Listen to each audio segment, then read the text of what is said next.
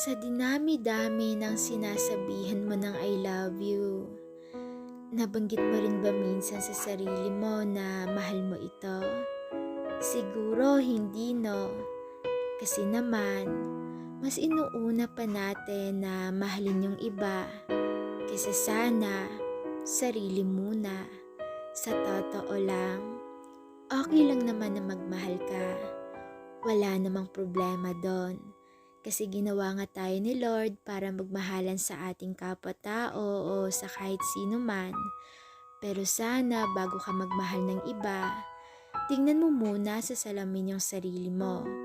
Mahal mo ba talaga ang sarili mo? Kasi sa totoo lang, madali lang naman sabihin na mahal mo yung sarili mo. At kahit ako, kaya kong sabihin na mahal ko yung sarili ko.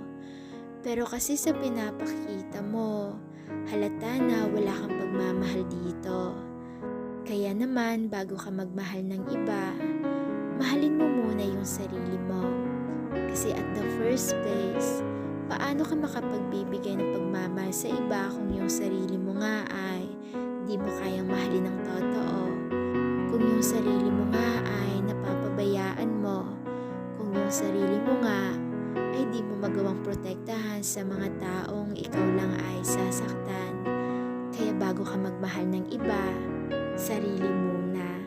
Okay?